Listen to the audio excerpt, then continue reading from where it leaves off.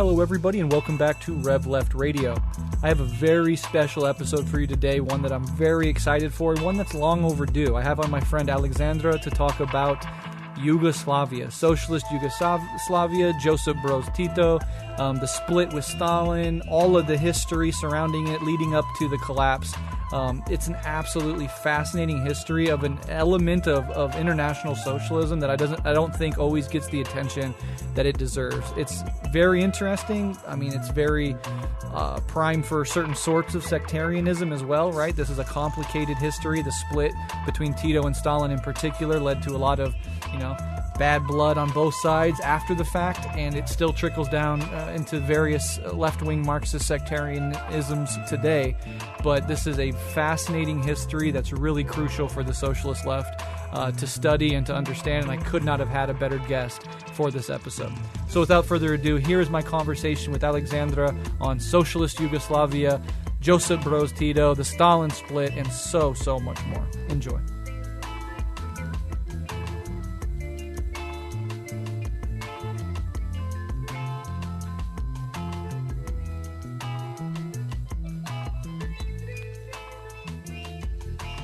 My name is Aleksandra Kolaković. I'm a first-generation Canadian. My parents immigrated from Yugoslavia. My mom came a little earlier than my dad. He joined her here in the mid-'80s. So my mom is actually from the same county as Tito in Croatia. It's a really rural, kind of like the Shire area of Croatia and former Yugoslavia. The joke is that the bears deliver the mail. So my dad's side are Serbs from Bosnia. And for anyone who's confused about what that means, hopefully I can clarify in the episode. My dad's side of the family, they joined the partisans during World War II.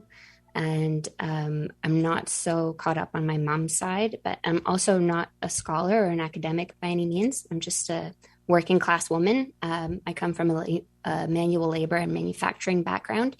And I'm excited to do this episode because I think of Yugoslavia as a kind of family ghost, like a benevolent family ghost, almost like a grandparent who passed away before you got to know them, but whose impressions are still felt everywhere in your daily life. My paternal grandmother, my baba, she's always referred to herself as Yugoslavian. Many of my family members insist on it because that's how they feel, that's how they identify. It's unnatural for them to pick allegiances along ethnic lines. And I myself am the product of what they call a mixed marriage. So that's between a Serb and a Croat in my case. And through family marriages and godparents, etc., my family has Bosnian Muslims, Slovenians, so they're not ethnically homogenous at all. And that made it weird to grow up in the 90s when ethno-nationalism defined so much of the Balkan identity. And I definitely experienced that in the diaspora in Canada. And it was really hard for me growing up to reconcile that people could be driven to such hatred when there in my own family, Serbs, Croats, Bosnians, we loved each other genuinely. And I don't know, that might seem like simplistic or sentimental, but it made me want to understand all of it as I got older, what was at play, what happened. And on the political side of things, I'm a communist, and that was informed as much as my family's background as joining the workforce myself. And in talking with other communists and friends, some of them know about Yugoslavia. Many have a lot of questions, though. So I'm hoping we can answer some of them in the episode, because I think Yugoslavia is an important microcosm in a lot of ways to understanding universal challenges that face the struggle for socialism. And that's about it. Yeah, well, first of all, welcome. It's an honor to have you here. I love the fact that, you're a working class communist. You're not in an ivory tower. You're not necessarily an expert, but you have this very felt and lived connection to, the former Yugoslavia, to its people, to its struggles, and that's beautiful. That's what Rev Left is all about, uplifting regular working people and saying we can tell our own stories. Not that academics or, scholars or credentialed experts are bad. Of course, we have them on all the time, but I specifically love the chance to get, working people talking about their history, and that's what this is going to be. So welcome. And, this is long overdue. I mean, I've been running this podcast now for over 5 years. We've covered many instances of the attempt to build socialism in different contexts in different countries, and Yugoslavia was a part of the world and a history that I personally knew very, very little about. I had heard of Tito. I knew that there was a place called Yugoslavia, which no longer exists, but that's about the extent of my knowledge for a very long time. And it was actually in deep preparation for this episode that I personally myself became fascinated in this topic. But I also know, as you alluded to, that it can be kind of confusing if you don't. I mean, if I just told the average listener right now, picture the Balkans in your head. I don't think, if you're not from that area, I think it's just a blank spot on your mental map for a lot of people, not everybody.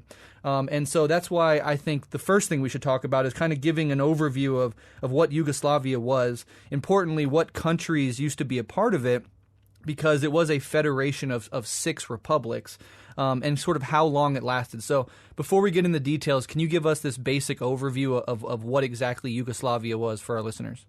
For sure, yeah. I always get like a puzzled look when I say my family is Yugoslavian, because really technically that's the best way to describe it. And so I'm used to giving this spiel. But the region of Yugoslavia in the Balkans geographically, it's situated to the west of Italy across the Adriatic Sea.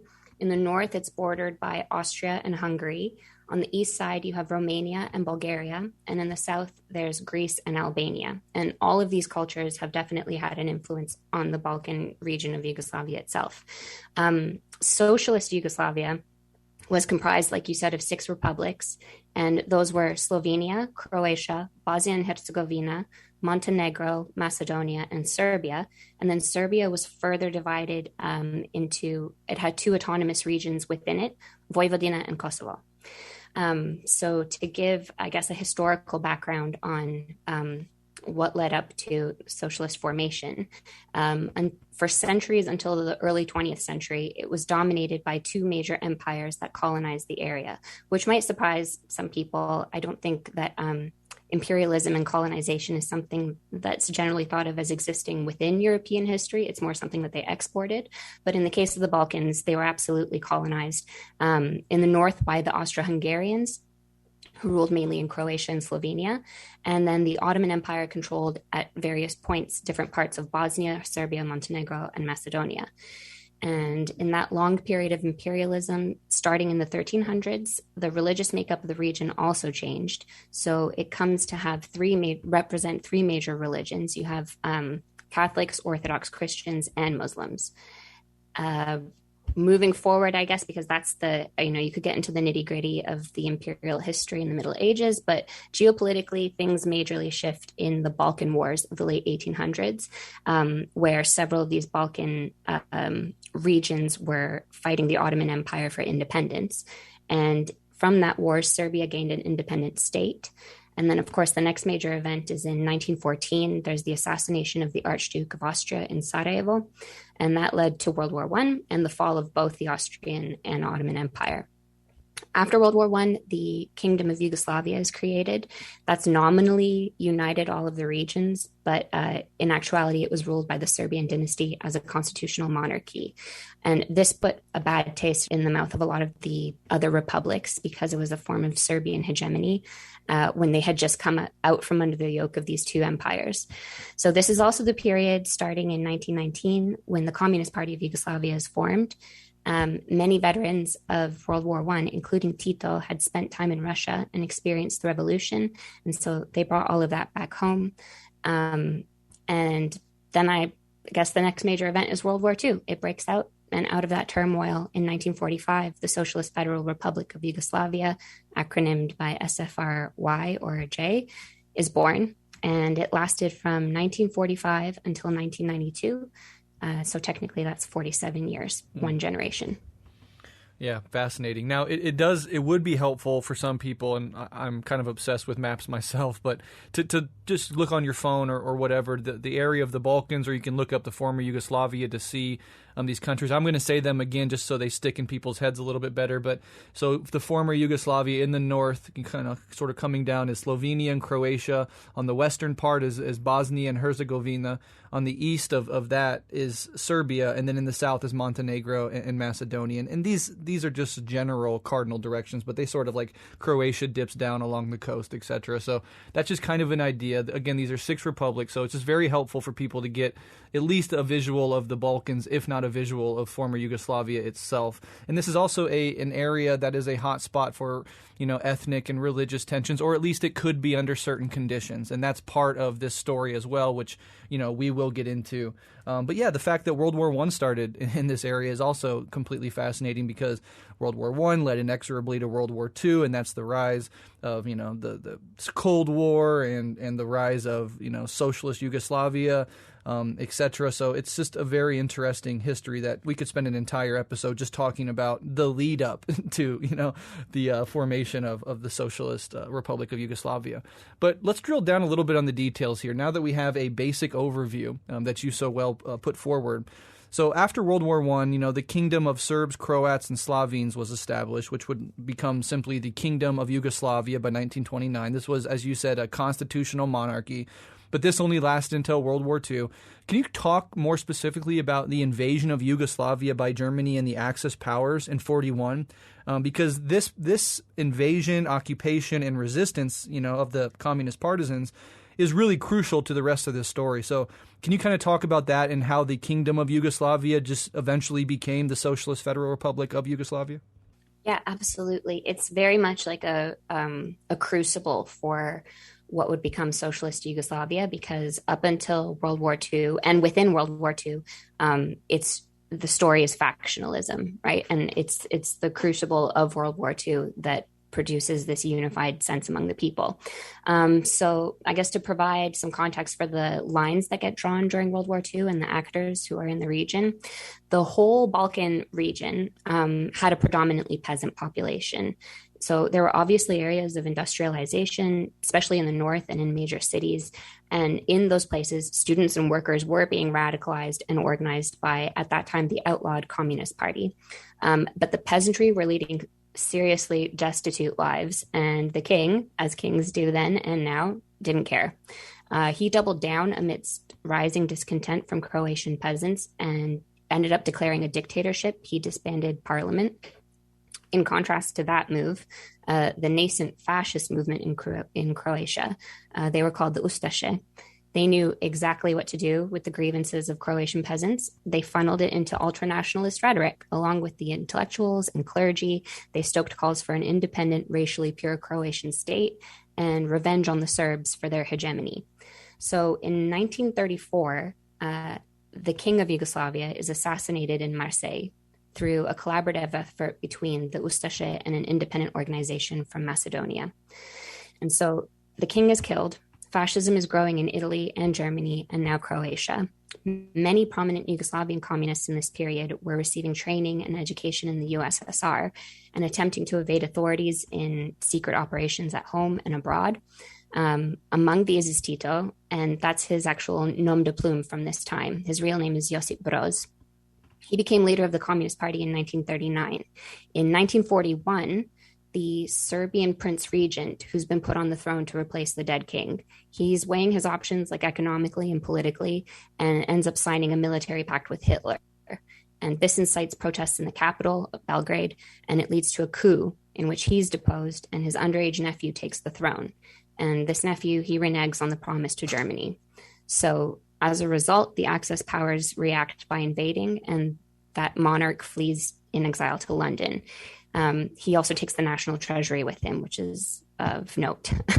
So Yugoslavia is promptly parceled up and it's occupied by the Axis powers. The Ustaša are given control of all of Bosnia and parts of Serbia and Croatia to enact their truly fascist horrors. They go on to systematically murder hundreds of thousands of Serbs, Jews, Roma, and political rivals of any ethnicity, people of all ages. And so at the same time, a Serbian army is formed in support of the absent Serbian royalty, and they're called the Chetniks. So the forces facing the general population during World War II in the Balkans are nationalist Serbs who want to restore the very unpopular monarchy, Nazi occupiers, and domestic homicidal fascists. And of course, the partisans are heroes.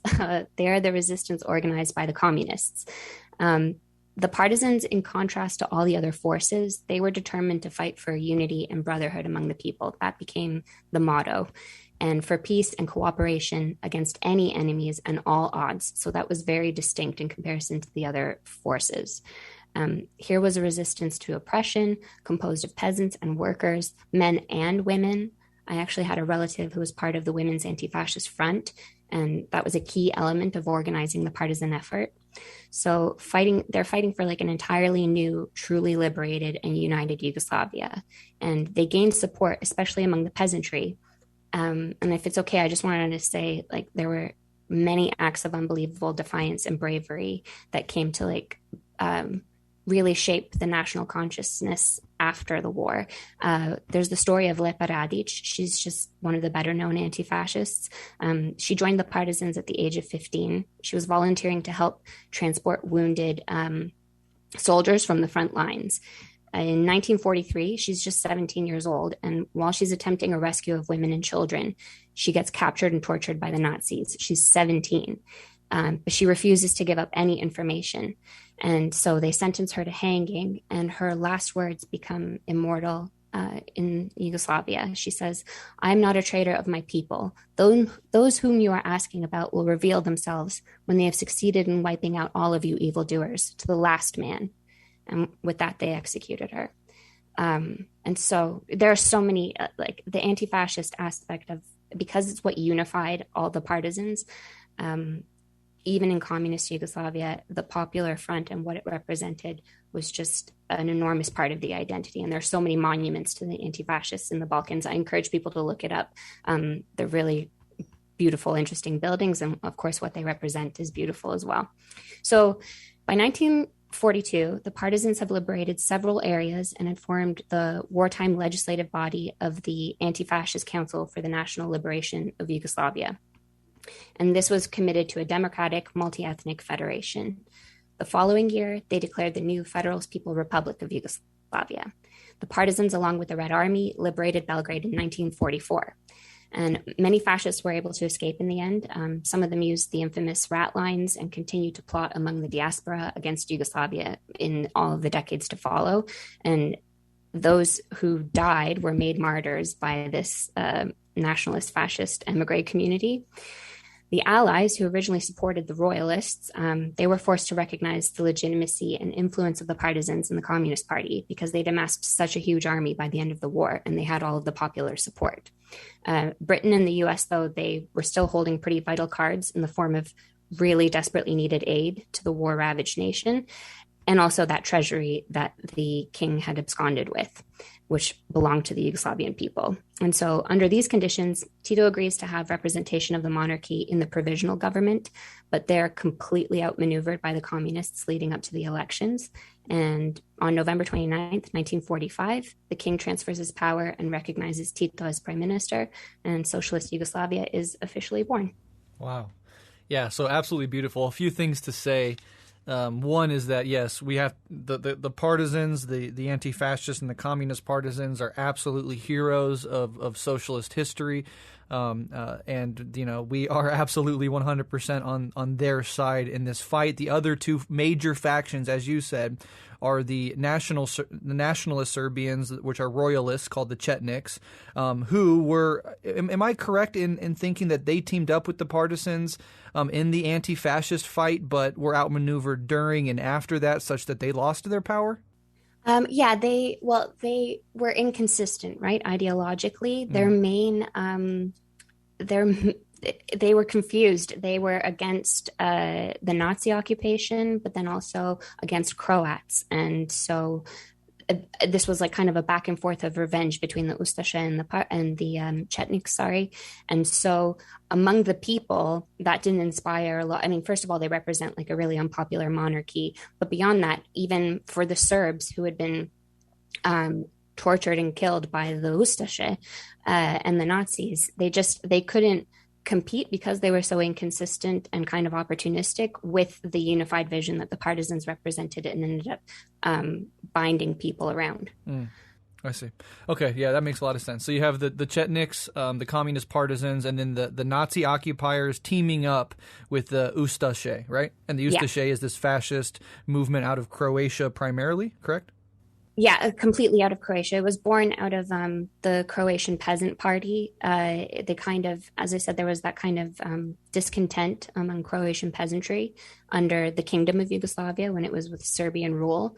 And the Croatian Peasant Party had figures within it who, you know, as fascists do now, saw that anger and discontent and saw that no one was listening, and so gave them the scapegoats that that were useful to them, and fomented this anti-Serbian, anti-Jewish, anti-communist racial purity line that then dominated the party and became that part that the Ustaše controlled in the Balkans during the war was called like the independent state of Croatia, but it was all a sham, obviously. Absolutely. Okay, so those are the forces, and then the partisans come out on top. This is, in every way, given the Nazi occupation, a national liberation struggle that was successful. So, you know, for everybody listening, that is a lot of the context to the rest of this conversation. And now I want to move on to Tito, right? As you said, it's just a nickname. His real name is Josep Broz.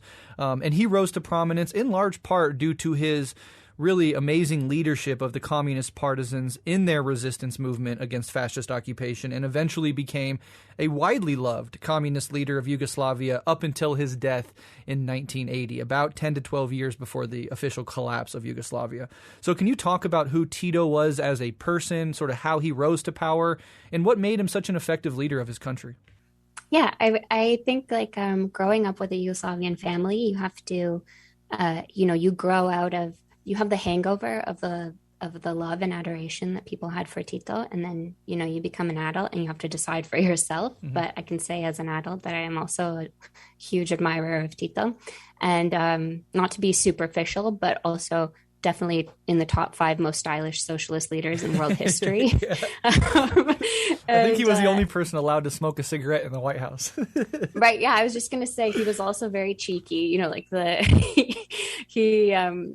for people who don't know, the White House, the anecdote is that he was visiting Nixon and he lit up a Cuban cigar and someone, purportedly told him like, President Tito, no one smokes in the White House. And he said to them, oh, blessed are you to be non-smokers, and just kept going. So, he definitely, he personified a lot, I think, the aspirations of many Yugoslavian people, but also crucially, he was an everyman. I think, he had a very luxurious lifestyle and tastes, but despite that, or aside from that, he was very, very much loved.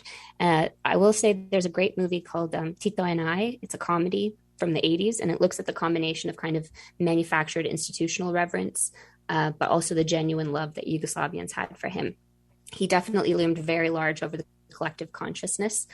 And so, what can I say about Tito? Yes, his real name was Josip Broz. He himself was born to a mixed marriage of Slovenian and Croatian parents in the village of Kumrovec. And at that time, that was part of the Austro-Hungarian Empire. As a young man, he was active in the labor movement. He was a metal worker and a locksmith. He participated in strikes and May Day actions. He was distributing materials. And he gets conscripted into the Austro-Hungarian army shortly before the war. And during World War I, he's captured as a prisoner of war by the Russians. And this is how he finds himself in Russia during the revolution, where he's actually active with the Bolsheviks. He's in the Red Guard. And so he returns home after all of this turmoil of the war and eventually joins the newly formed Communist Party of Yugoslavia. It was formed in 1919, and by 1921, when Tito is a part of it, it's legally banned. In this kind of interwar period, he's fired from several jobs and jailed for his communist activities, but that doesn't diminish his participation in the party at all. I love this about him. Instead of, he's honestly just getting denied jobs, getting fired from jobs, going to jail. He has a young family. It's not going well for him. And instead of giving up, he becomes a professional revolutionary. He doubles down. This begins a period of arrests, of serious prison time. He's using fake identities in this time in clandestine operations. He's organizing. He's writing under his nom de plume, Tito. That's where it comes from. It's just a nickname. And he's also traveling to Vienna and the USSR, where he's receiving training and recruiting volunteers for the Spanish Civil War. He's also very instrumental in trying to resolve factionalism within the Communist Party of Yugoslavia. So he's extremely active. He's rising up in the Communist Party, but also crucially doing work within the country. And this is also the time where he begins his close friendship with Edvard Kardelj. He's the Slovenian communist who becomes very prominent in the Communist Party in Socialist Yugoslavia. In the purges of the 1930s, the general secretary of the Communist Party of Yugoslavia, Gorkic, he's killed. And this is the point where Tito becomes the new leader of the party. That's based on his extensive credentials and also by the fact that he remained largely in Yugoslavia in this dangerous period, whereas the executive committee of the party had been functioning from outside the country. So we've gone over World War II, but the Tito-led Communist Party organizes the partisan resistance. They form proletarian brigades, and they successfully fight for liberation of this new multi-ethnic federation. I will say that it's significant and often, I would say, downplayed next to Cuba and China, Che and Mao. But the Yugoslavs under Tito were technically the first example of a successful peasant-based guerrilla war against neo-colonial oppressors and reactionaries. And as a leader of the people, I would say Tito is especially effective as he was kind of role modeled a new kind of masculine leadership that was very different to understandings of patriarchy or, rulers from the region historically. In contrast to Stalin or even fathers in most Yugoslavian families at the time, Tito's persona was portrayed kind of through friendliness. He was like a guardian and a teacher. The word for comrade in Serbo-Croat it means friend. I've read a quote somewhere that I liked. It said that one was supposed to believe him not on the grounds of fear, but love. I would say that distinguished his approach to being leader of the country. Obviously, it goes without saying that this wasn't everyone's experience. He was also among the most punitive communist leaders, especially during the period after his split with Stalin. In the Informbyrå era, thousands of communist supporters of the USSR were imprisoned and tortured on the island known as Goli Otok, or Naked Island. As a domestic and international figure, Tito perfectly represented the maverick nature of Yugoslav communism, though. He was a diplomat, but he was also his own man. This meant that he wasn't not only the East, but especially the West were wary of him and kind of unable to maneuver or make predictions with confidence because he didn't toe the line of either superpower. On a domestic front, there was the children's organization called the Pionieri, or pioneers. And this is where kids starting at age 7 would take a pledge to Tito and Yugoslavia. It's a very sweet pledge. They also commit themselves to all peace-loving nations and people of the world. And it functioned as a kind of communist brownies or Boy Scouts. And there was also a national holiday called the Day of Youth. This was celebrated on the 25th of May.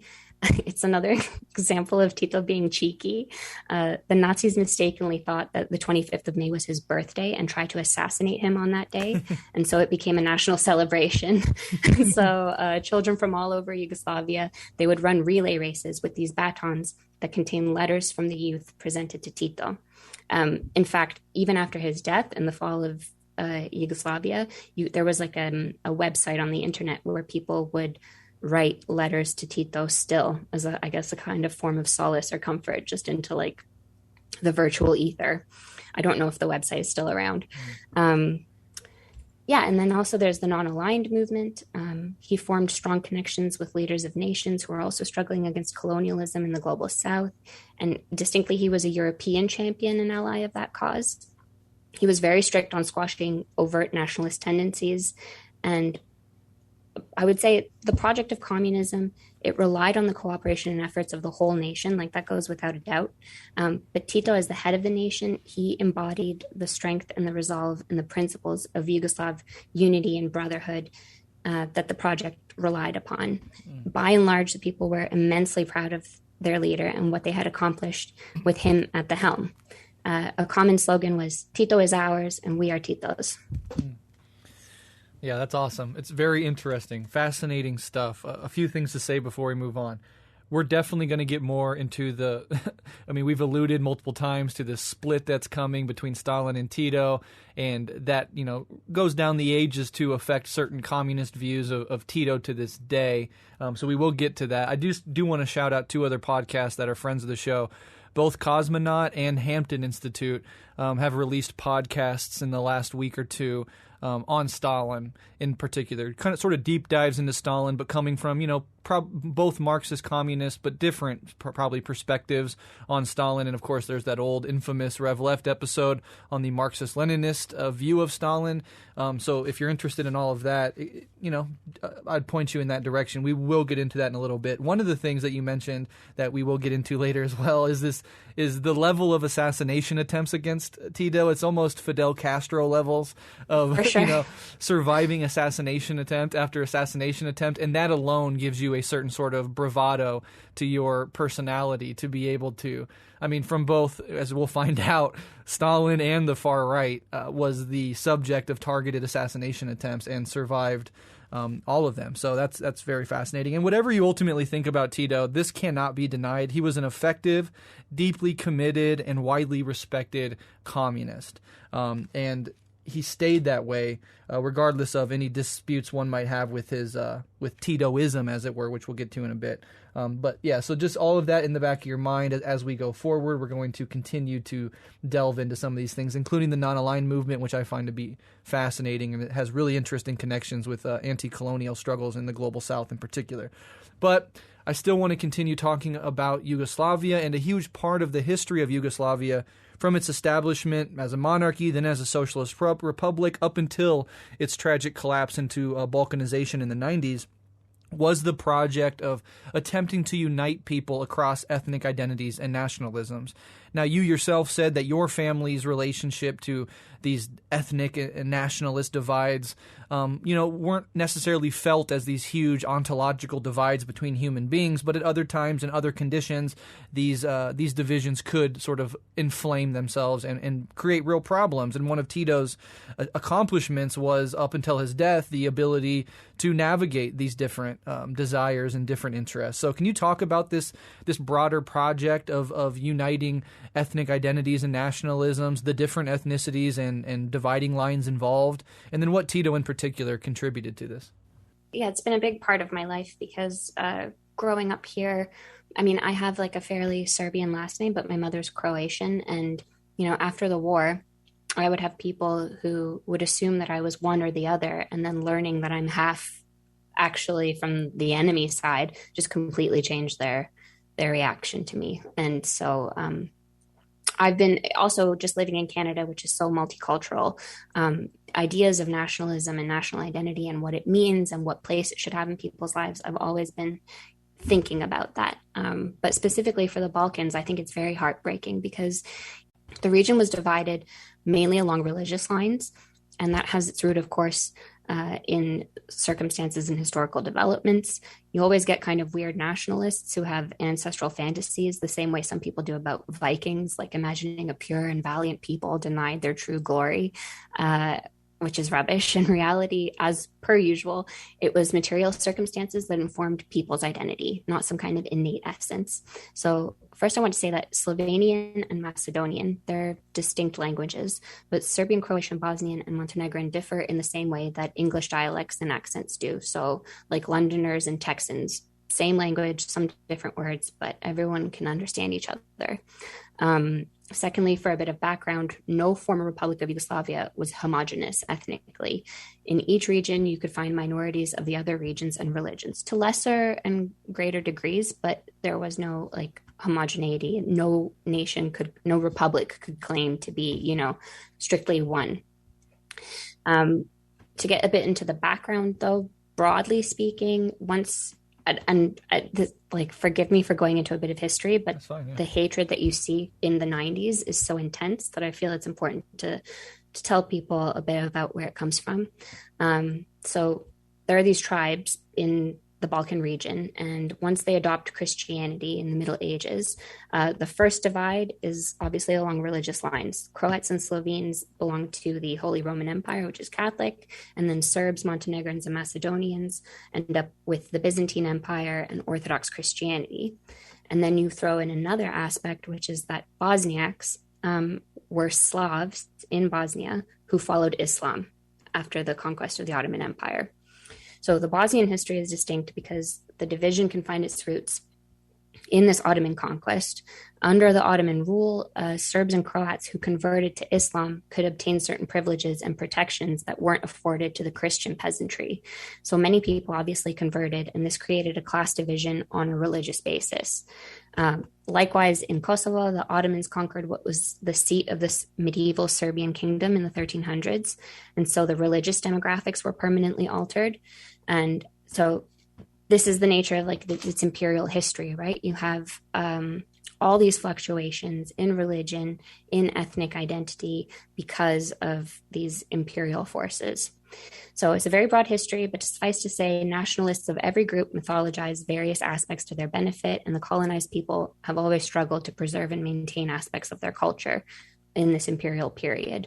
Uprisings for independence happened throughout the reign of both the Austro-Hungarian and Ottoman Empire, but by the time Socialist Yugoslavia is formed, the issue was creating a material reality that would inform and support the ideal of brotherhood and unity among people.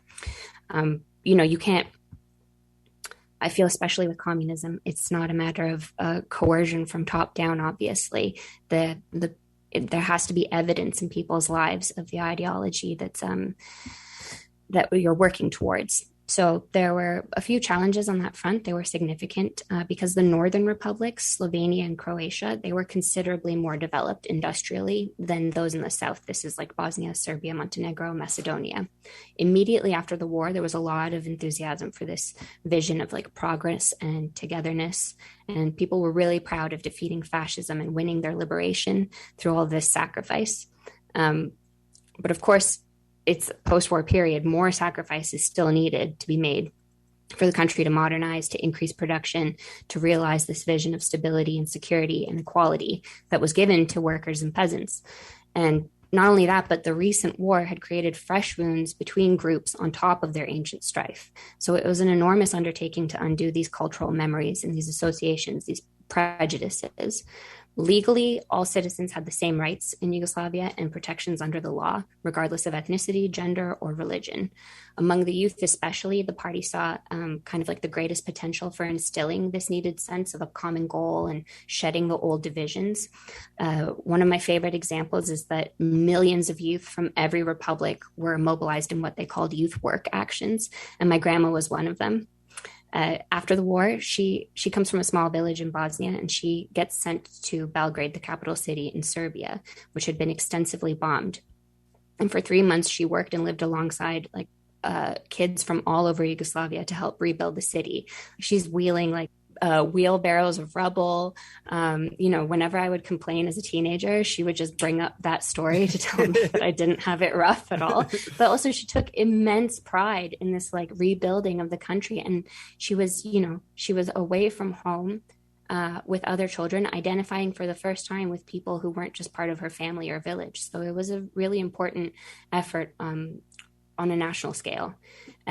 Likewise, at school, children's field trips were intentionally organized so that you would go to regions other than your own. You would never kind of have like a field trip to a local area. It would always be to another republic. And military service was done outside of one's local area as well. Immediately after the war, poor peasants and refugees from all over the republics were given land that had previously belonged to Germans or collaborators. So in all these kind of like institutional, organized ways, people were encouraged to integrate and bond beyond their ethnic and religious identities. Culturally, educationally, this was hugely disseminated right from the start in all the kind of ways you would expect. They had magazine and newspaper articles, music, through workplace organizations and meetings, national holidays, monuments. Because the material challenge was so great, from a cultural and ideological level, politically, as much as they could, they tried to encourage this sense of unity and brotherhood that would transcend nationalist hatred.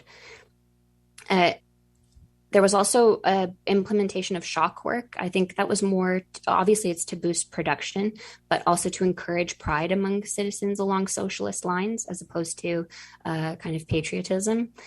And everywhere the motto was brotherhood and unity. The measure of a person was in their actions, not in reactionary stereotypes. But if it's okay, I just want to consider this from a Marxist perspective specifically, because I think obviously it didn't ultimately hold. And the issue is pretty clear in that attitudes and norms, they can be influenced by culture, but they're created and they're calcified through the relations in the means of production, right? And in that regard, there was unevenness that left the door open for nationalism to rise again. Because the northern republics were more developed and had suffered less damage to infrastructure in the war, they saw the other poorer regions as kind of holding them back. They resented the distribution of resources that went to trying to get the less developed republics up to speed and on par. And all the republics, aside from Serbia, had not been independent for centuries. So now the project was getting everyone to believe that they were stronger together, a kind of microcosm of internationalism. But people wanted the proof in the pudding. They were faced with economic fluctuations and growing pains. And obviously, in that condition, some reverted to the behaviors that had served them under imperialism. They looked out for themselves. I think it's interesting because it's a problem that's faced by communist parties everywhere, in the sense that, Engels and Kollontai wrote about the fact that morality, a communist morality, it can't be prescribed or insisted upon. It can't be frozen in amber. It's ultimately produced by and informed through people's material conditions. And so all communist countries start out with a kind of massive moral and cultural hangover from the previous capitalist feudalist system. And on top of that, they face a deluge of capitalist propaganda, this kind of shallow but seductive comparisons from without. If you think of Cuba, what they face today, it's the same story. So in that environment, there's just a very pressing need for people to adopt the values that would strengthen a socialist society. But often in the case of Yugoslavia and elsewhere, these new countries are recovering from war. They're facing external threats. There's a gap between what they want to achieve and what is possible at present, like the USSR faced in the 1920s. And in that gap, old ideas are competing with the new. So to sum it all up, I guess, people were definitely united around defeating the fascists and liberating themselves. And there was huge pride around that. But ultimately, communism in Yugoslavia, it wasn't really afforded enough time for the spirit of unity and brotherhood to replace the old moralities among the demographic populations. The economic equality it inherited from colonial rule was also not evened out in that short period. So it made the project kind of weak to anti-communist scapegoats and nationalism. And it's incredibly sad because the mentality of kind of we should look out for our own and others are a burden to us, it won out on the national scale. But it's also obviously the mode that each independent capitalist state now functions on, in which the ruling class looks out for themselves, which is not a contradiction to the logic of capitalism, because it's internalized by the masses because they're coerced by their conditions. But in contrast, socialist values, they can't be implemented in a top-down way. They rely on people in order to succeed because it's a system of cooperation, equality, and sharing. So I think, I hope that answers the question. But yeah, it was a constant battle between these reactionary nationalist prejudices and hatreds, and having people commit to and act according to the socialist ideals that were foundational to the country. Yeah, to answer the question and more, I think that was an absolutely fascinating trip through very complicated topics, and your Marxist analysis is really on point and really wonderful because, without that Marxist analysis, you can sort of float off and be untethered from reality. And one of the ways in which that manifests specifically in the Balkans and, with Yugoslavia and its collapse in general, is this ancient hatreds thesis. It was really popularized in the book Balkan Ghosts by the journalist Robert Kaplan, who insisted he was writing a travelogue book, not anything deeper than that. But the Clinton administration apparently got their hands on it, and it shaped their non-intervention, I think, on behalf of Bosnian Muslims. And Robert Kaplan since has been, sort of going out of his way to say, I never intended this to be, anything that policymakers should resort to.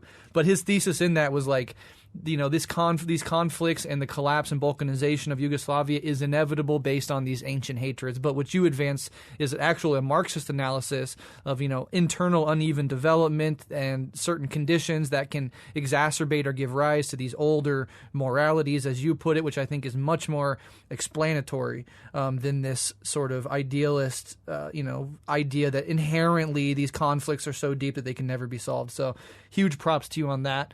Another thing that I find really interesting about this part of the world in general is the different presences of major religions. And in Yugoslavia, it's extra fascinating because, as you said, you have the Roman Catholicism, you have Islam, and you have Orthodoxy. And that is, I think, just three amazing, religions with fascinating and often beautiful, if not sometimes tragic histories. But they could and they have at times lived together in complete peace. So this idea that these beliefs inherently tear people apart, or there's no way to unify people because of them, is a mistake. And I really appreciate your analysis correcting that. I just also have to say that this idea of down to the countryside, or this mixing of different people, different ethnicities, different nationalities, purposefully through policy, is very, very interesting. And the American society, I think, could use something like that, where rural and urban communities have some project to work on together, or some ability to talk to one another and be in the presence of one another, such that it can break down a lot of very harmful stereotypes that, although we're not necessarily as rattled with these ethnic divisions as the former Yugoslavia might have been, still have deep racial divisions, geographic divisions, religious divisions, and it's in a lot of ways because of the underlying rot of capitalism, of course, exacerbating these divisions and drilling them down and making them more prominent. But I like that idea of specifically trying to enact policies where people can break through stereotypes by coming together face to face and working on a shared project. I think that's beautiful, and it's been tried in various ways in different countries to varying degrees of success, but certainly an interesting idea. Now, let's go ahead and talk about Yugoslavian socialism, right? Because a major element of it under Tito was, as we've referenced, its infamous maverick or independent streak, right? Not towing the line of Moscow like other socialist republics to its east, while also not allowing itself to be absorbed into NATO and the U.S. sphere of influence to its west.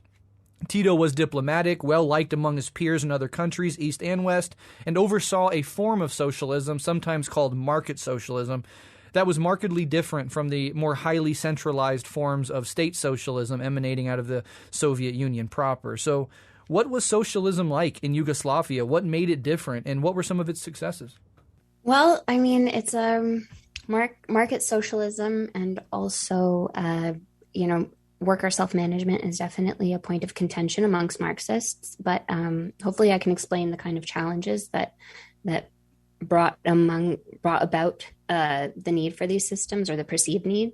So the post-war period in Yugoslavia, it saw a lot of growing pains for the party itself, but also the nation, obviously, in terms of figuring out and refining how to industrialize, manage and distribute resources and work. I mean, the whole Balkan region had been seriously devastated, the South especially, which had already been under-industrialized. So there were similarities, but also many differences in the circumstances the Yugoslavian communists faced versus what, let's say, the Soviet counterparts had after the revolution. A key difference is that the main base of party support due to the war was the rural peasantry. Because it was a guerrilla-style warfare, they were often in the countryside. As I said, Yugoslavia was predominantly populated with peasantry and not industrialized workers. They were in pockets. So as such, the party had to figure out what to do about the problem of intensifying industrial production, not just extending it. So, you can only make the workday so long. Also, that's not exactly the vision of communism that everyone signs up for. So how do we get more out of the work that we do? It also had to match the kind of democracy and consideration that workers were expecting. So from this, there are experiments in the countryside as well. They try to collectivize and bring more women into farm management, which is really interesting because it was kind of a twofold effort and experiment. One is obviously to have greater agricultural yield, but also because these rural populations had a lot of kind of reactionary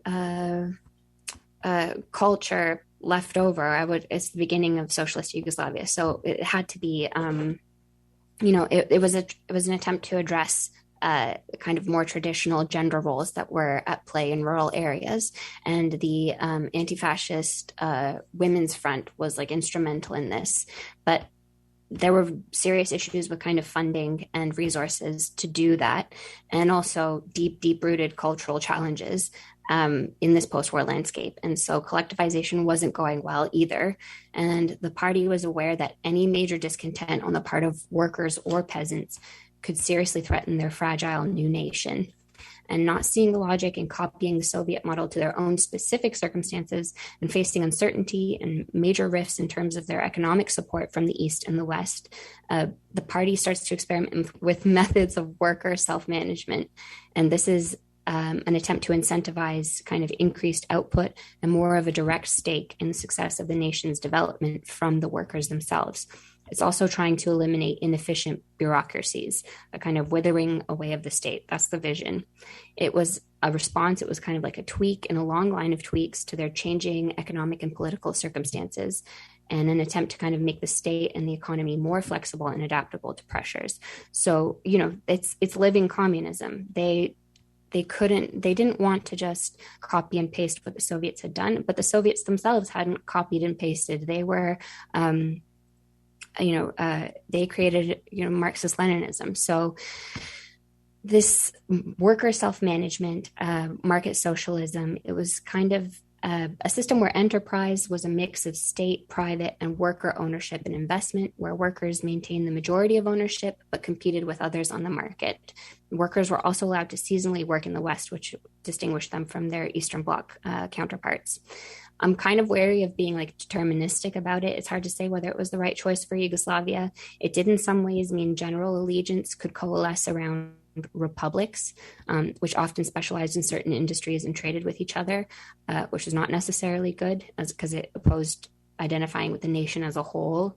And workers themselves were at risk of adopting certain perspectives that weren't good in the national interest. Like if you're allocating wage bonuses from profits, it's not really in your interest to increase employment. The more people who are working in the factory, the smaller the slice of the profit pie is for you. But it was a part of the Yugoslav vision to kind of borrow what was useful from other models, adapt it to their own conditions. You have to say about them that they were constantly willing to adapt and experiment. This approach overall was a challenge to any brand of imperialism. It's difficult to say what would have happened in terms of the Cold War if the perception of Yugoslavia, which it had up until this adopting the system, was as the most radical and loyal state to the USSR. If that hadn't changed and it had gone on this independent path, then the story of the Cold War definitely would have been different as well. It did provide a model to other nations, especially those in the non-aligned movement who were fighting colonialism. It inspired Gaddafi and Ben Bala to a great extent. It's seen in some elements of current Cuban economic policies and also in Dengist reforms in China. So it definitely had some merits. Yeah. And so I want to skip ahead to a question that's later about Titoism, because I think it would fit in much nicer here than later in the conversation. So you're talking about this more experimental approach where, markets are open, but workers are engaged in profit sharing and self-management. This drew, accusations of council communism and Trotskyism and other things. They were more interested in maybe political liberalization or democratization. I heard it from one source. So all that in mind, and also this idea that we'll talk about when it comes to Stalin and Tito's dispute, is this idea that Tito asserted that Yugoslavian socialism should be built focused on the local conditions of Yugoslavia, not necessarily, as you said, this copy and paste from the Soviet Union, or letting the Soviet Union and Moscow in particular reign over and basically be an executive branch of sorts to this Yugoslavian socialism. So it's much more experimental, much more open. What is Titoism then, right? So Is Titoism an actual real tendency on the left, or is it more of a slander than anything? Or how are we to understand Titoism, if that's even a thing?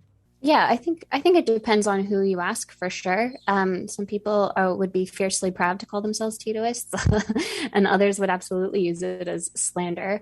I do think that it doesn't deviate from Marxist-Leninism as much as maybe people are given to understand.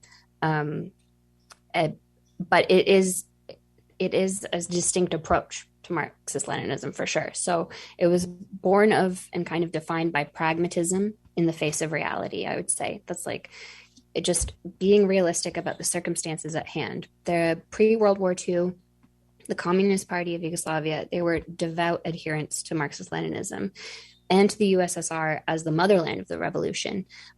Because as I said, many of the communists had actually experienced the Russian Revolution firsthand. They went so far as to not even making any decisions on the national question in Yugoslavia, because at the time it was still a point of contention between Lenin and Stalin. So Lenin's approach in Russia was in itself an adaptation of Marxism. At the time, it itself didn't meet Marx's conditions for revolution. And so the Yugo communists, they would come to kind of assess their own country through the same lens of adaptation, not dogmatic prescription. This kind of perspective, I think it's really, as I said, like formed in World War II. The partisans are primarily organized on anti-fascist lines. Their political ideology, it's more diverse. They're unified and motivated by the terror of Nazi occupation, because not every partisan was a communist. They're organized by the communists, but what brought all of these different people together was their common enemies. And so the Communist Party of Yugoslavia, they recognized this, and they downplayed being an explicitly ideological vanguard. This ambiguity is key to establishing as broad a base as possible, centered on this anti-fascism. And so this is definitely a deviation from Lenin's concept of the vanguard and its responsibility, but not, I would say, crucially, a contradiction of the need for adaptation in order to survive or succeed, which I feel Lenin would agree with, not to put words in his mouth. Right. There are also similarities between kind of Tito's dream of a multinational federation developing from one that had been dominated and subjugated, and Lenin's disapproval of Russian chauvinism. So after World War II, there are these reforms and actions that mirror Lenin's new economic policy. This is kind of like decentralization, and it results in the worker self-management system that I talked about. And it was key to Yugoslavia overcoming issues of insubordinate workforce and challenges to industrialization. And there's absolute parallels with Lenin's approach in the post-war communism period. There were also councils formed at every level of urban and rural life to give workers more control in the hopes of withering away the state and inefficient bureaucracies. I'm not saying it was entirely successful, but it also wasn't entirely hierarchical or non-democratic. And Lenin, about his own new economic policy, said, quote, that it was a long-term strategy applied for an indefinite period, end quote. So as long as survival dictated the need for it. And to complement that, Tito was quoted as saying about the purity of their politics or accusations of revisionism that, quote, we are not concerned with whether they are called socialist or not. We need more bread to increase agricultural production. We are trying to find a means of getting it, end quote. I think this realism, whatever Marxists make of it, is the key to Titoism. He knew the fragility of the project that they had succeeded in founding, and all he cared about was getting the job done, having people fed, because he also knew that if the more disgruntled that people would become in this fragile coalition of republics, nations, religions, identities, the greater threat was to the communist project. And so, yeah, definitely, I think Titoism is in line in many ways with Marxist-Leninism. I think it just has an extra emphasis on realism and pragmatism. Yeah, and I do appreciate the idea that socialism is its construction will look different in different parts of the world. Now they were in a very heated time. Had these two major blocks, the emergence of the Cold War, the end of World War II. Lots of huge swaths of Europe were in ruins. These are not ideal conditions to build socialism under. Things are challenging. They're different, but this experimental, pragmatic approach, for its successes and failures, shouldn't be dismissed out of hand as inherently revisionist or anti-Marxist or whatever.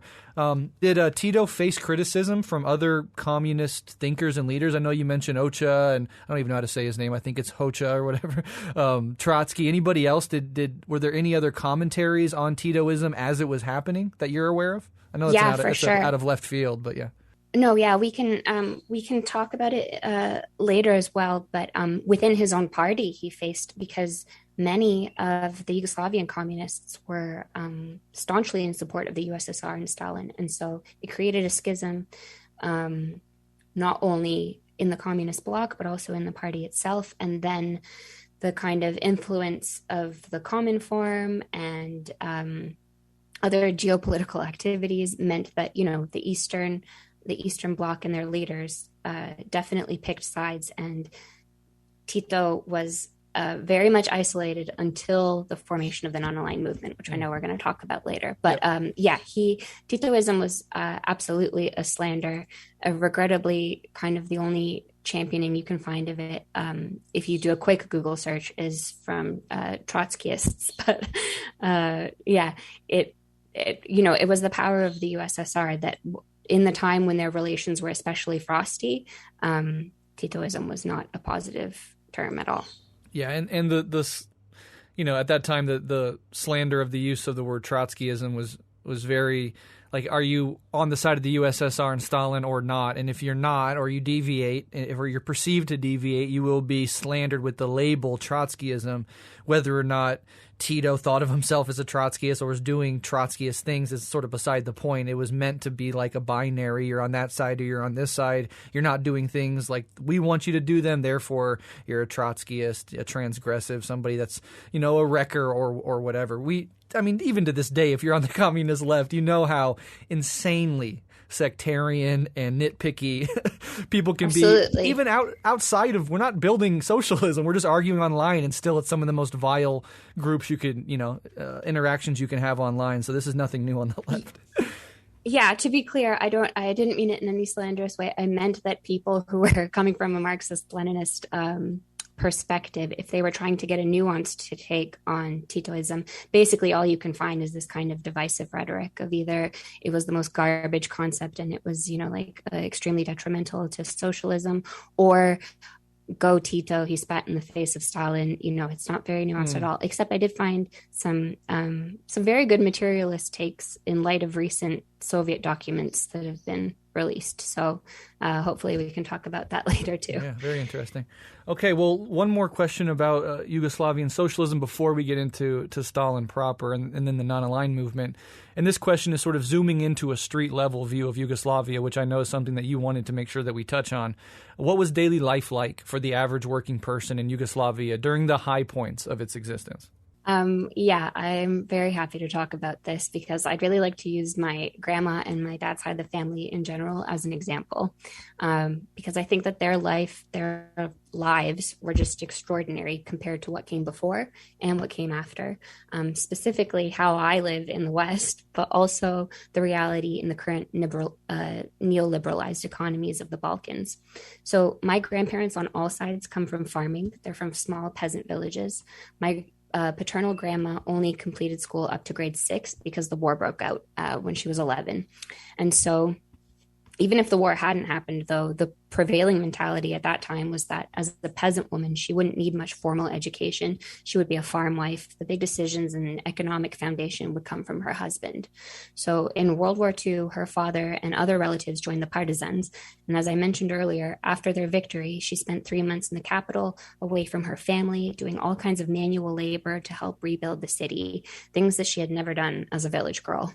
When she marries my grandfather, they moved to a suburb of Sarajevo, and she starts starts working in a local factory, and that's where she would work her whole life. To give a picture of the difference socialism made in lives like hers, almost everything was organized through a person's workplace. So my grandparents got their apartment through a system of seniority that assessed every worker's need based on the family size, their situation. A fund was established through the factory that was put towards building housing for the workers, among many other things. Initially, while housing was being built, my grandparents shared an apartment with another family. They divided it according to their respective sizes. But once the other family obtained their house, the apartment was all hers, and she adored it. I mean, she still talks about it to this day, and she really laments leaving it. She'll tell me about the curtains, what the view was from the balcony. It wasn't, obviously I feel that all communist architecture gets a bad rap, but I think our generation especially can appreciate the feeling of having your own home that also you and your coworkers work towards. Like, these were homes that were built off of the labor of all of these people. There was an immense amount of pride in it.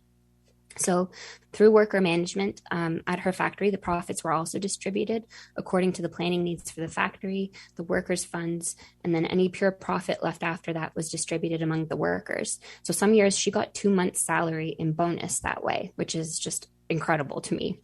She was enormously proud of earning her own money and of being her own woman, because she was economically independent of my grandfather, and there was no precedence for that in her family before. And it was a very good thing, because my grandpa loved to switch jobs. When she was pregnant with her first child, he quit a well-paying position after only 2 days, because he didn't, I think what he said at the time was, I can't take orders from anyone dumber than me. I think we all know that feeling. Oh my God. But I mean, every job I've ever worked. But I'm not even a particularly smart person, so that's sure. Yeah. But imagine that level of security. He lands a great paying job. His wife is pregnant, and he's just like, no, not for me. Amazing. And it was because he knew he wouldn't be homeless or destitute. He had options.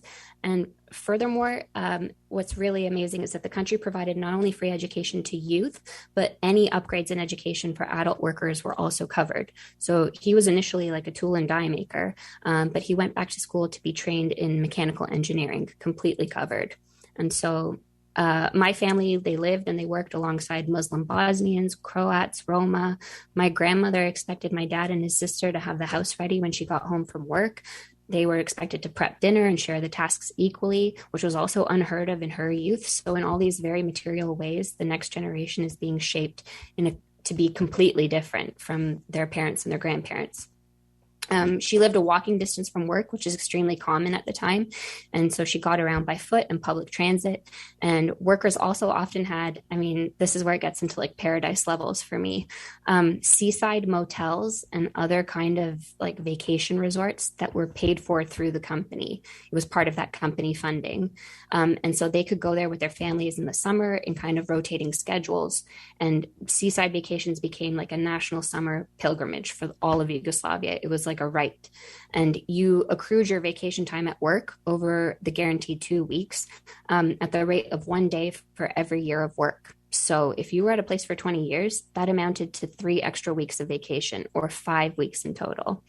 And as a kid, my dad got rheumatic fever, and for the following 3 years, he spent 1 month of every summer at this kind of coastal health spa. It was a sanatorium for children whose ailments benefited from a seaside environment. And that was completely covered through healthcare as well. He loved it.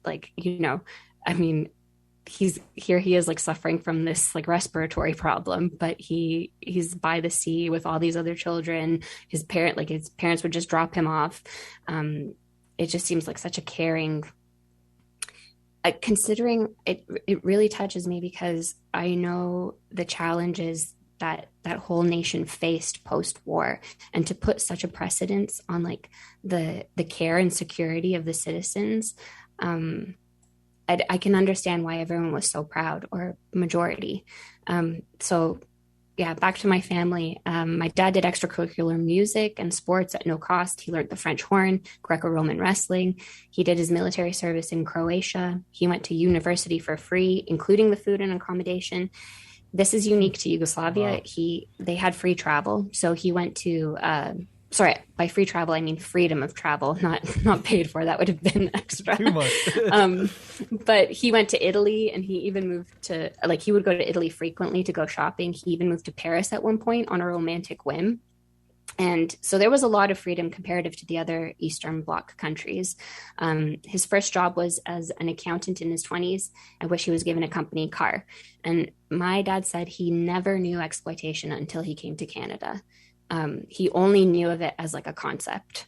And so he moved here because he fell in love with my mom. She was already living here with a relative, and she'd come back to Yugoslavia on holiday.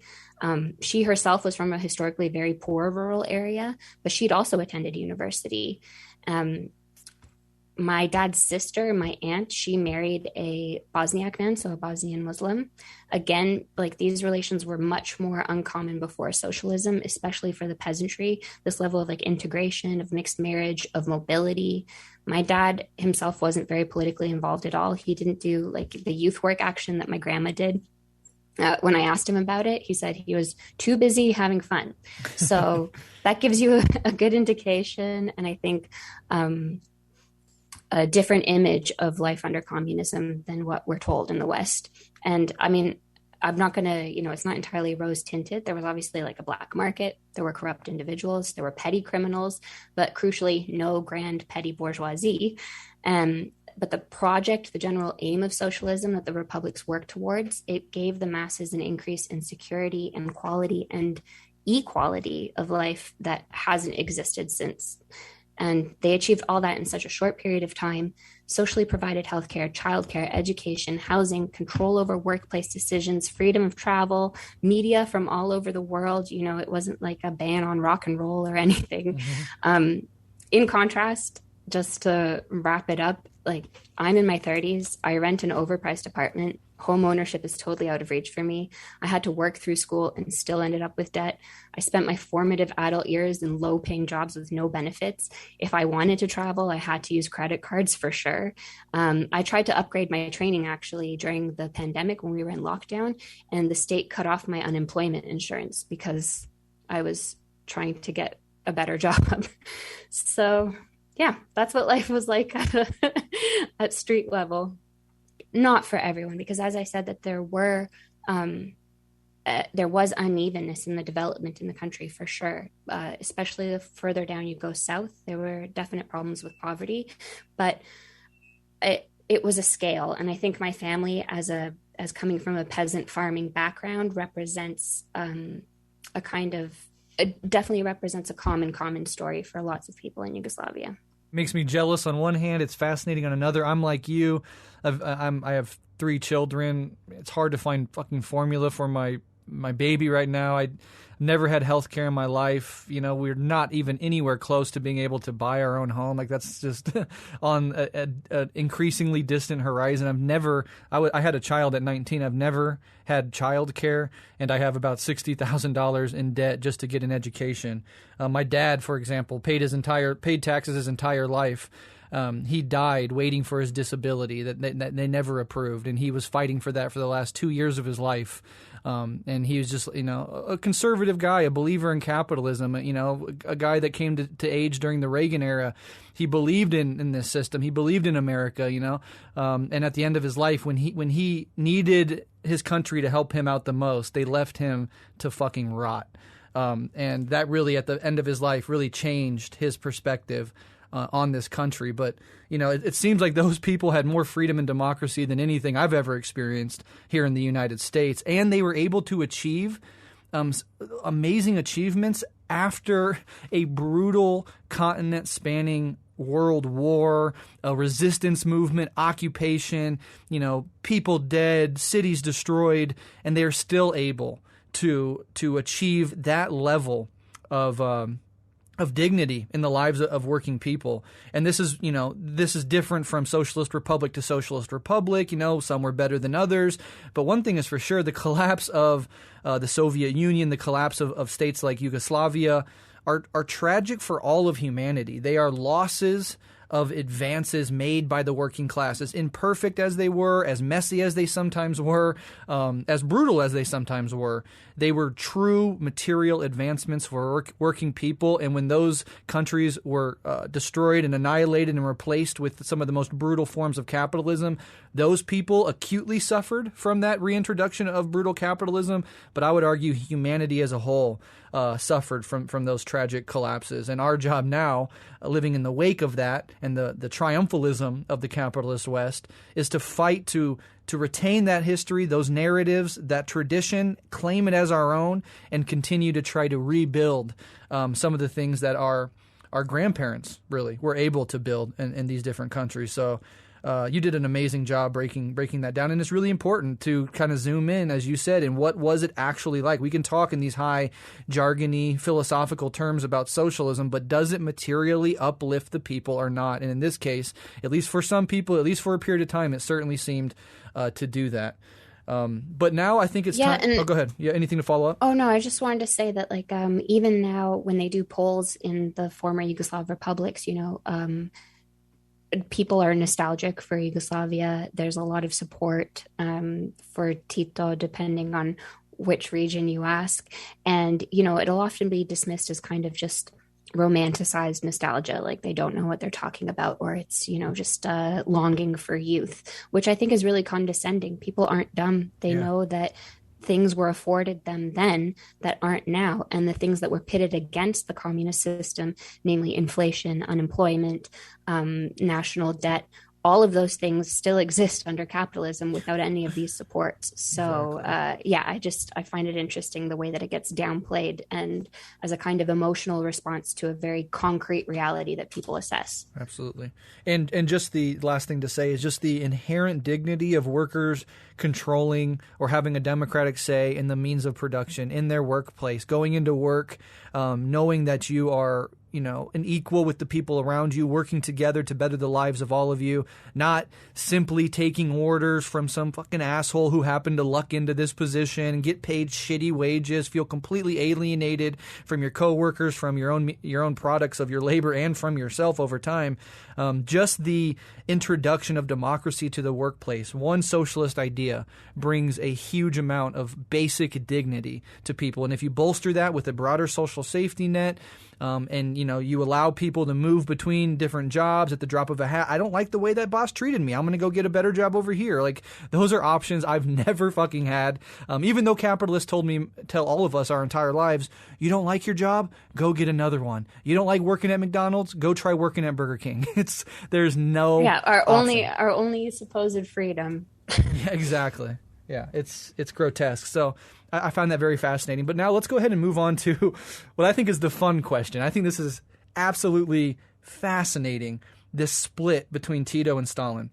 So now that we have plenty of context about Yugoslavia, its history, its forms of socialism, let's talk about its relationship with the Soviet Union. So how did this relationship start, and how did it eventually sort of devolve into a split between Tito and Stalin? As you said, Tito was in Russia during the revolutionary period. He was a Bolshevik.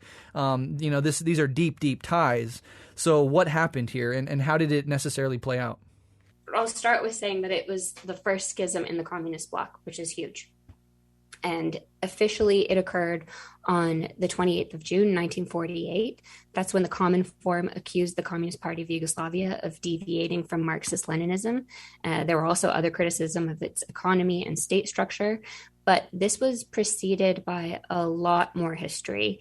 Immediately before this, there were a series of letters between the two parties. They were kind of disputes along ideological lines, but the ideological aspect isn't the whole story, I would say. It was useful to both the USSR and Communist Yugoslavia to emphasize the ideological aspect after the split, but there were definitely other political power plays involved. So until the split, the Communist Party of Yugoslavia believed that they were being true to the spirit of Marxist-Leninism, even if the relationship with the USSR was never entirely harmonious. For example, in 1943, Stalin was against the founding of the provisional government in Yugoslavia. Then in 1945, he wasn't on board with Yugoslavians' claims to Trieste. That's a town along the Italian border. And both of these times, it was because he saw these actions as potentially destabilizing to his relationship with the Allies. And that aspect of Stalin's actions towards the Yugoslavians is pretty central. So in the immediate post-war period, Communist Party of Yugoslavia was overwhelmingly dutiful in its intention to follow the Stalinist model of centralization and industrialization to a T. It was evidenced in all of their planning, in economic, educational, judicial, like across all fronts, they were copying the Stalinist model. They were so much so that they were seen as the most ardent of all Eastern Bloc countries in their pursuit of socialism, especially to Western powers. They thought that, this like extremely loyal satellite of the USSR and very radical. After the war, there was this intense collectivization, as I talked about, and eradication of collaborators and opposition. Tito was noted for that amongst all the socialist leaders in Eastern Europe. He went very hard on collaborators. And so this was a strong demonstration of their intent, their commitment to eradicating capitalism in the country. And so when the Common Forum was initially founded in 1947, the Yugos were actually praised as a role model for other nations.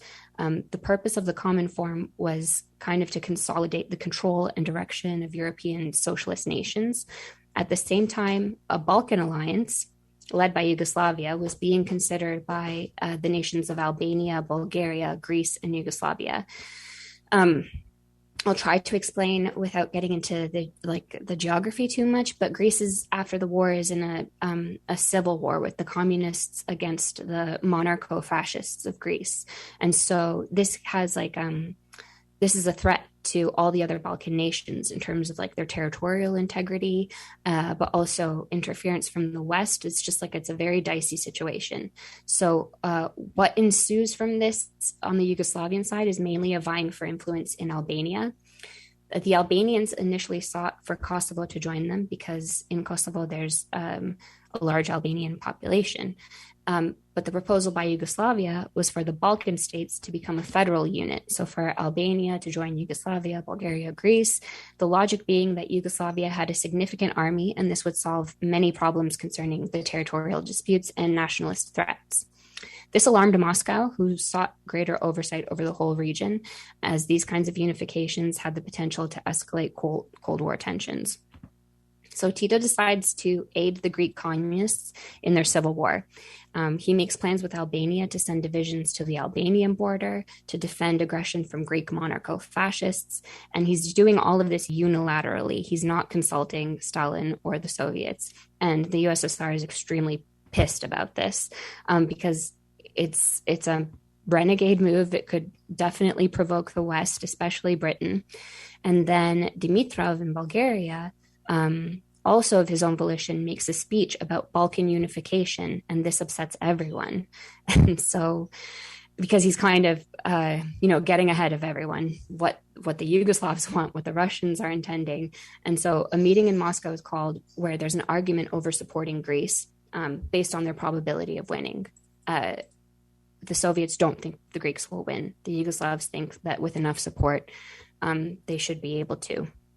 And so it kind of had more to do with Stalin's disapproval of Yugoslavia acting independently, not so much the threat of provoking, in the case of Greece, in the threat of provoking the Western powers, because the USSR supported East Germany and Czechoslovakia, even though it had a similar potential for Cold War escalation.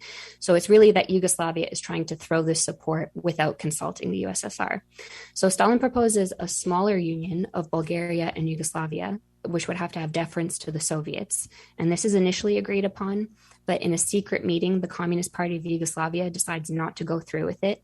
And for the first time, the Politburo of the Yugoslavian communists, they openly criticize Stalin's positions.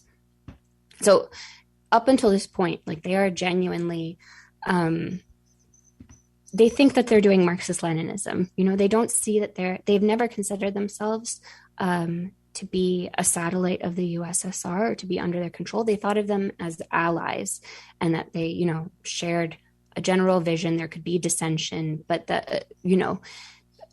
All I mean to say is that the split is definitely a surprise.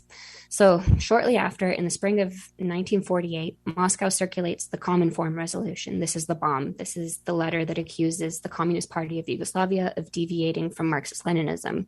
The letter is decidedly heavy on ideological differences instead of mentioning any of these political power plays. And so Tito finds himself between a rock and a hard place. He's facing internal pressure from those supportive of the USSR, an external threat from everywhere. Mm-hmm. He's completely isolated. And this results in the Inform Bureau period. For anyone who doesn't know, Inform Bureau period was where Tito took or identified correctly and incorrectly people who were supportive of Stalin and the USSR in the Communist Party, and sent them to Golyotok for torture and to be imprisoned. Not everyone got sent to Golyotok, obviously, but it was definitely a crackdown on supporters of Stalin, namely because he couldn't have this schism within the country. I'm not justifying, or I'm simply explaining the situation. This is a massive split. And my dad's neighbor actually he was one of the youngest, he was in the military with the partisans, and he was one of the youngest officers, I believe, or a general. He had some titled position.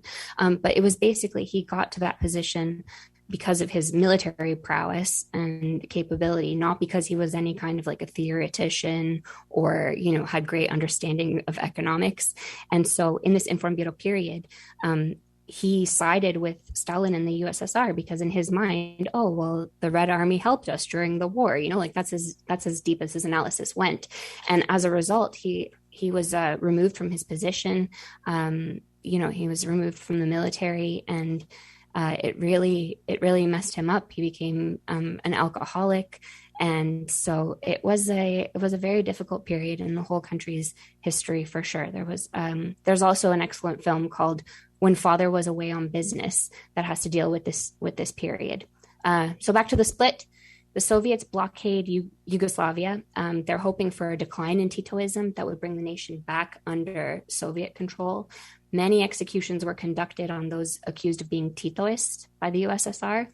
Albania and Bulgaria in this environment do a sharp turn towards Moscow. And at this point, Yugoslavia stops sending aid to the Greeks. So that is the Tito-Stalin split. Stalin dies in 1953, and there's a Belgrade Declaration with Khrushchev in 1955. This is kind of like an easing of relations. It recognizes Yugoslav socialism. And I would say that everything that happens in Yugoslavia post-1948 is one way or another a response to the Common Form Resolution. It sets Yugoslavia on the course of independence and distancing from either bloc, while aligning with third world nations committed to anti-imperialism. There's absolutely no question that they wouldn't have struck that route if this hadn't happened. Mm. Yeah, and this is very messy. It gets very deep. Again, that whole episode could just be on this split. I know in 1949 there was even an amassing of, I think, Bulgarian, Romanian, and Soviet troops on the Yugoslav border. This was escalating very intensely. And I want to read this part from Wikipedia because I found it to be very interesting and get your thoughts on it. It says this. It says, the assumption in Moscow, this is at the amassing of troops on the border. This is at the height of sort of this really precarious, how far are we going to take this beef thing going? And the quote is, the assumption in Moscow was that once it was known that he had lost Soviet approval, Tito would collapse. I will shake my little finger and there will be no more Tito, Stalin remarked. The expulsion effectively banished Yugoslavia from the International Association of Socialist States, while other socialist states of Eastern Europe subsequently underwent purges of alleged Titoists, as you said. Stalin took the matter personally and arranged several assassination attempts on Tito, none of which succeeded. In one correspondence between them, Tito wrote the following, and this is absolutely wild when I found this. Tito wrote to Stalin, "Stop sending people to kill me. We've already captured 5 of them, one of them with a bomb and another with a rifle. If you don't stop sending killers, I'll send one to Moscow, and I won't have to send a second." So this escalated to the possibilities of war, and then the active assassination attempts of one another. on the parts of Stalin and Tito. And I even read this, and I'm not saying this is true, I'm just asking if you have any thoughts on it whatsoever, some speculation that Stalin's ultimate death, I think, was ratcheted up to a stroke or something, but that might have been a result of a poisoning at the behest of Tito. Is there any legitimacy to that, or are you aware of that line of inquiry at all?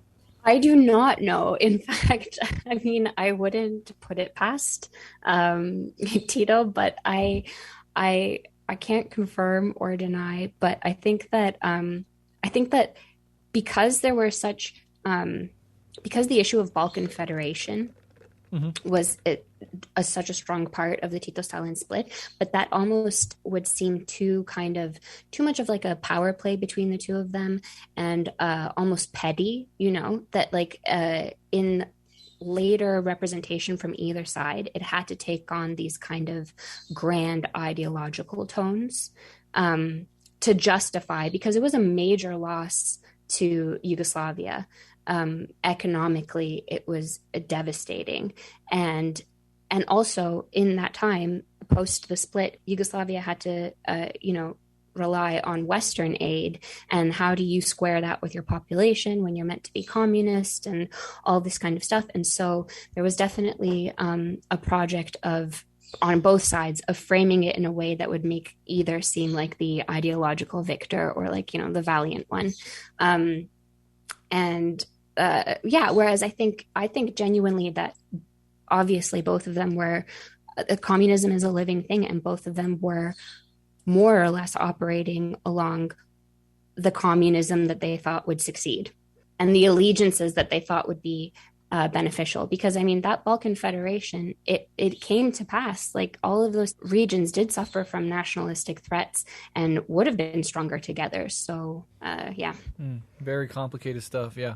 Well, this post split also opened up the door to the non-aligned movement, and this was really fascinating. This is, of course, during the Cold War era. There's two big blocks. There's the Soviet Union and there's the U.S.-backed West. And this non-aligned movement was Tito's way of carving out a third path that didn't take either side. Because even after the split, as you say, there's some aid coming in from the West. The West is sort of like giddy that like, oh, maybe we can get, Yugoslavia on our side here. But Tito obviously didn't want to, fully join them either, and the non-aligned movement kind of came out of that. So what was the non-aligned movement? What was the motivation behind it, and how did that idea play out? I find this part very interesting. Yeah, I love the non-aligned movement. I think it's a pretty feel-good movement. So I'll just call it NAM while we're talking. It's easier. Cool. It was an answer to being positioned between two superpowers after this split. It was a way to enable kind of flexibility and influence in the global politics and not be left isolated and dependent on kind of like the calculated benevolence of either bloc, not subjected to their whims. In many ways, it was a predecessor of multipolarity, I would say, that we're seeing today. I came across a quote from Mearsheimer that I really liked that relates to this. He says, "Survival dominates other motives. Once a state is conquered, it's unlikely to be able to pursue its aims." So it's kind of like you can be, it's fine to be, as you said, like in a tower and theoreticizing when your survival is assured, but when it's not, you look for any means possible to maintain the project. And so NAM was another way for Yugoslavia to survive and offer a model for survival and cooperation to the other nations struggling against imperialism. The positioning of Yugoslavia was pretty key because neither bloc wanted to, as you said, drive it into the arms of the other. Yugoslavia had a really strong military, and it was bordered on one side by Eastern Socialist nations and on the other by NATO nations at this point. So the U.S. was willing to give aid to Yugoslavia with very few strings attached, as long as the impression that it was kind of a thorn in the Soviet side continued. And, Yugoslavia used this to its benefit, definitely strategically. From those kind of circumstances, Yugoslavia embarks on this opening of a market for trading economically and politically with countries of the global south, who are experiencing, an immense surge in anti-colonial sentiment and movements and governments. And so Yugoslavia is distinct among the European nations for having its own experience with resources being plundered by foreigners, of imperial domination, and of successfully overcoming those challenges and navigating the issue of multi-ethnic, multinational states. All this gives it a common common ground with the global South. The non-aligned movement was about affirming the right to independence of each nation. It was a commitment to peace and anti-colonialism, neocolonialism, or otherwise. In this way, it was like fundamentally more opposed to America's global interests than those of the Soviet Union, obviously, because who was representing neocolonialism and is still representing neocolonialism on the global scale at that time? It was America. Right. And this allegiance is between the non-aligned movement countries. It was strengthened through economic, cultural, and scientific cooperation. It wasn't understood as kind of like a monolith of ideology, but more a unity of objectives. And the inspiration for NAM came from the Bandung Conference that was organized by Sukarno in 1955. The following year, Nasser of Egypt and Nehru from India and Tito meet on the Brijuni Islands in Croatia, and they sign an agreement for committing to collective security on a global scale. And so those are the baby beginnings of NAM. In 1961, the first conference is held. There are 25 countries in attendance from all over. You have Indonesia, Afghanistan, Algeria, Cuba, Iran, Lebanon, Nepal, Sudan, Yemen, Ghana. Sorry, I meant to say Iraq, not Iran. Mm-hmm. In 1973, there was a very concrete demonstration of the non-aligned movement's power. There was a protest for against the Fourth Arab-Israeli War, and the OPEC nations, all of which were non-aligned movement members except for one, quadrupled the price of oil. So this was the beginnings of the new international economic order as well. Culturally, one big achievement of NAM was its program for students from membering nations. They were able to study in all the other non-aligned member states. Actually, when I was growing up in my town, there was a pharmacist who was Indian. He worked at the local pharmacy, and he spoke perfect Croatian. And that's because under the non-aligned movement, he went and studied in Zagreb for like much of his youth. And there was a lot of this. My aunt as well went to work as a nurse in Libya. And so there was all this kind of like cultural exchange. There was NANAP, the non-aligned news agency pool, and that sought to address the imbalance in world news. It gave greater circulation to the third world perspective. This was initiated and funded by Tanjug. That's the official news agency of Yugoslavia. So they would send their, trained technicians and journalists to train others in Africa and the global South, and then all of this media would be circulated amongst the non-aligned membered states. All of this kind of culminates for Tito in 1979 in Havana at the 6th summit of the non-aligned movement. It would end up being his last international trip, actually. And at the time, he was the sole surviving founding member of the non-aligned movement in attendance. There was a big divide between Castro and Tito. The former argued for a natural alliance with the USSR based on Lenin's support for anti-colonialism. The other camp, with Tito, emphasized the non-alignment central, which is like central to their ethos. I looked at the speeches from the 6th summit. They are very explosive. I definitely encourage listeners to look at the speeches, not just from Tito and Castro, but from the other country members. Certain countries left, like it was very controversial. But yeah, that was the non-aligned movement. It was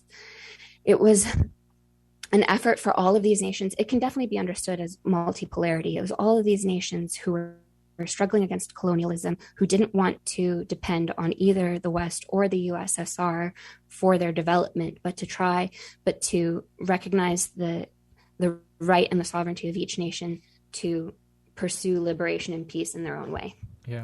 Yeah, very interesting movement in history. You mentioned the Bandung Conference on Guerrilla History, our other podcast. We just unlocked an episode we did on Patreon originally, but now it's on our public feed covering the Bandung Conference. So if you're particularly interested in that, go over to Guerrilla History and check that out. There's the interesting huge amounts of assistance Yugoslavia gave to anti-colonial movements that came out of this non-aligned movement. That's very interesting. And he co-founded it.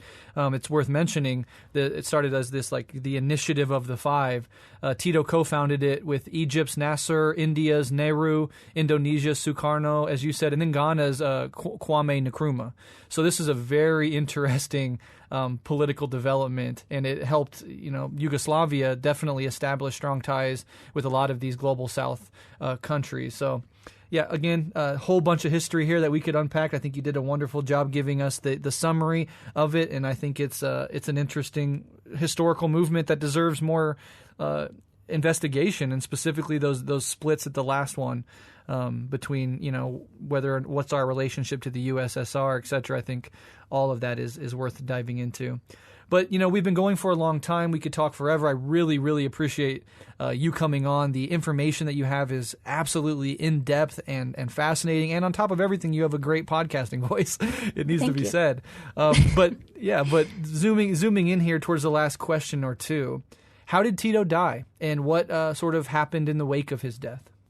Well, there is footage, not of Tito dying, obviously, but of what happened when it was announced that I think a lot of people, whether they were lived in Yugoslavia or not, if they have Yugoslavian heritage, they've seen, because it was, it's absolutely on par with JFK for Americans. So Tito died on May 4th, 1980 at 3:05 p.m. specifically. He was just shy of turning 88. He had been ill for some time. He died to gangrene as a complication of his diabetes. As I said, there's really haunting footage of the TV announcement, as well as a specific moment when his death was announced at a football match that was happening at the same time. It was between a team from Serbia and a team from Croatia. People run onto the pitch mid-game to give the information, and the announcement is made, and there's just this eruption of grief. You can see, the players are openly sobbing, the crowd is in tears, and they spontaneously break out in a song dedicated to him. It's 50,000 plus people singing, "Comrade Tito, we swear to you, from your path we will never depart."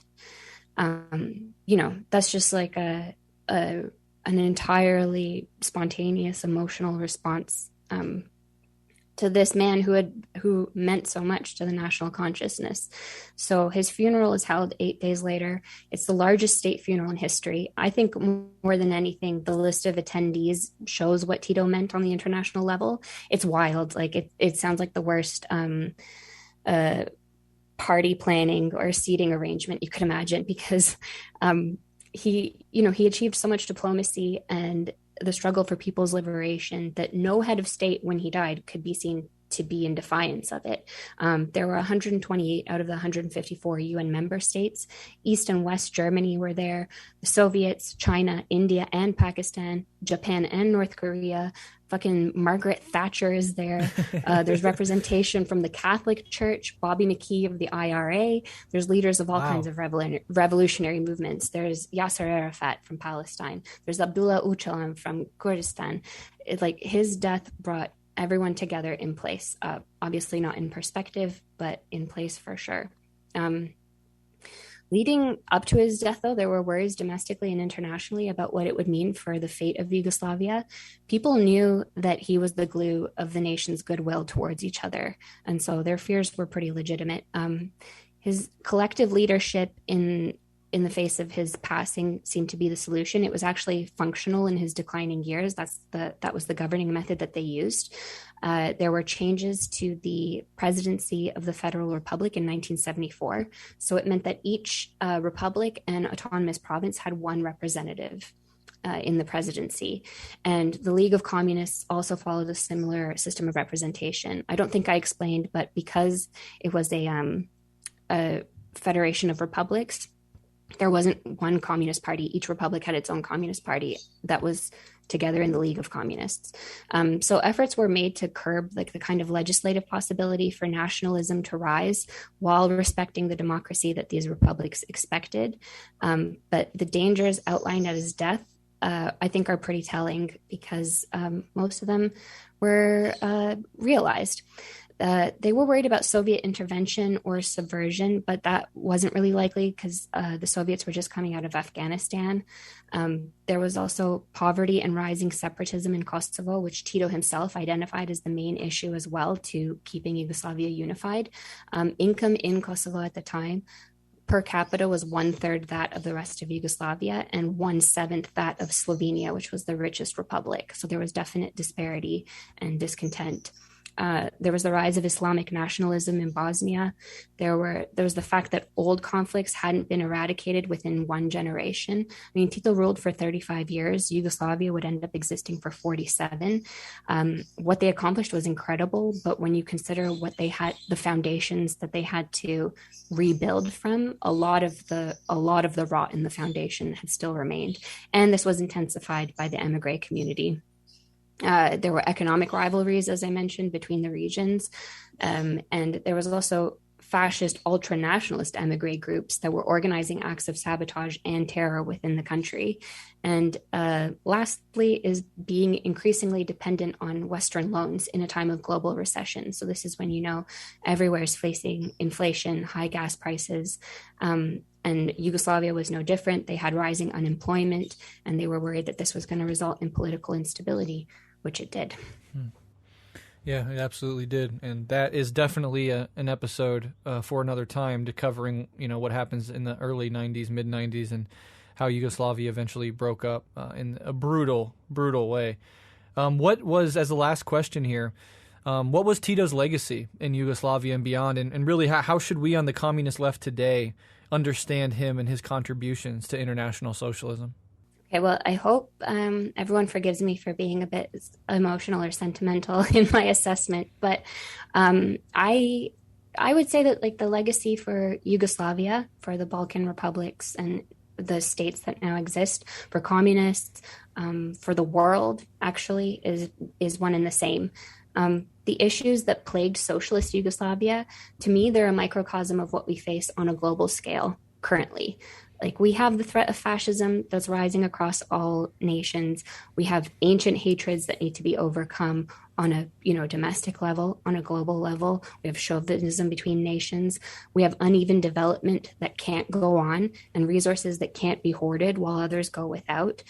We have imperialists trying to carve up the world. And all of this is just going to be exacerbated by climate change.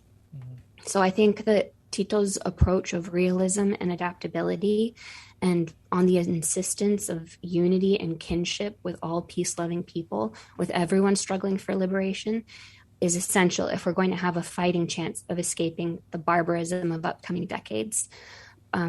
Especially instead of jealously guarding our differences, which we can see on the left and in general, I think we have to be looking to have solidarity on as broad a base as possible. As you were saying before, Brett, I can't believe the infighting or microscopic feuding over historical details and interpretations that happens on the left. It's as if we're all in power already, and it's just a matter of refining the ideology. It's right. Very removed from, the fact that we're fighting for our lives. Mm-hmm. And so I think the legacy is that we have to be as hell-bent on survival and security for the working class, for the poor, for those facing colonialism and imperialism, to have solidarity despite the unevenness that exists on a global scale and despite our old prejudices, to build movements and coalitions wherever possible that will lead to the Yugoslavian dream of unity and peace, but for everyone. Yeah. And I think also the fact that when communism comes under critique, it's important to remember that the project itself is what's important. The aim is what's important. Humans are fallible. Our experiments with it will be fallible. But, capitalism has afforded endless reform. And the aim of the project itself is garbage. And so, right. To really champion our own path to socialism on a global scale. Beautifully said, Aleksandra. I absolutely agree with you, and I think that is a beautiful way to end this episode. Is there any last words you want to say? I know you recommended Tito and I as a film, and then I think you said When Father Was Away for Business as another film for that period of time we discussed earlier. Anything else you would recommend for anybody that wants to deepen their knowledge on this front after this episode? Sure. I love Yugoslav film a lot, actually, over the decades. There are many great films. There's one interesting one that's called Young and Healthy as a Rose. And it was perceived at the time as kind of a critique of the communist quote unquote regime. It was made within the country though, and it's kind of like a rock and roll new wave movie in like a Godard style, but with age and perspective, I think it's actually a very telling warning to the future of Yugoslavia. Interesting. And is there any plugs you wanna plug before we go?